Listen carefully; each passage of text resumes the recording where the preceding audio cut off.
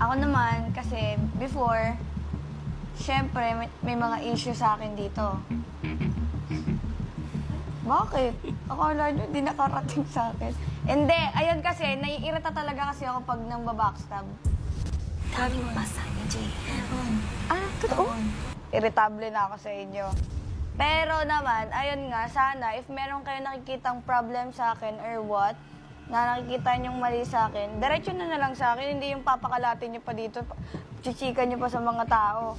Okay, she's not in a relationship, pero may someone. So parang we don't know. That's very wrong. Yung tinutukoy niya is yung time na kinausap ko si Jaren.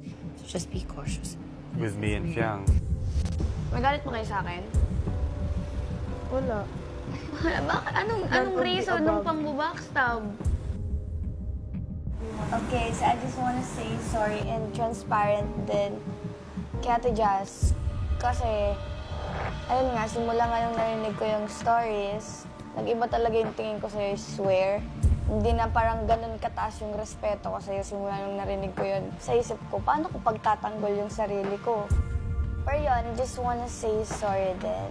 Ako na lang siguro din magsasorry nung naka-misinterpret na mga ginagawa ko sa friends. Kahit ako yung pinag-usapan nyo, ako na lang yung magsasorry. So, I didn't purposely talk to you nun because hindi pa din kita kilala on a deeper level. That's why I talked first to Jaren because I'm close to Jaren. I know Jaren's emotional and mental capacity already. It was for the both of you, but I had to go first to the guy. But it was for good intention. Oo, totoo. Nag-thank you naman ako nun. Oo, because parang nagiging ate lang ako. Sanay kasi ako na may lalaki. And I'm very careful sa brother ko. Kaya, siguro, that's the explanation why hindi ikaw yung, kahit ikaw yung babae, kasi hindi pa kita close. And to be honest, until now, sa lahat, ikaw pa din yung hindi ko masyadong close because I felt like there was a barrier na before I talked to Jaren.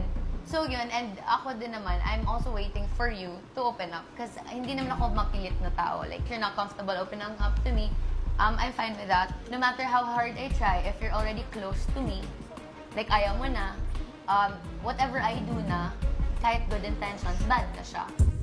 And so yun lang, parang hinintay ko lang na maging okay ka. Kasi nasaktan din naman kita. Sorry. Sorry din. Maril talk po ako, kuya. Like, habang nag-open ako, kuya, parang nare-relief po ako. Sorry, Fiang. I love you. I was happy also na na-open yun, kuya, because it takes courage and bravery to say what Fiang said to me in front of everyone, and naging proud and happy din ako. Wrap everything up that we're only a housemate once. We're not coming back in this house to be a housemate again. This is like a once-in-a-lifetime experience and opportunity, so don't hold grudges. It's better that we build a foundation for a good relationship inside here so that we have an even better one when we leave. Let's hope for the best and PBB Gen 11! PBB Gen 11! Ano nga ba ang mga pagbabagong mangyayari sa samahan ng housemates matapos ang kanilang harapan?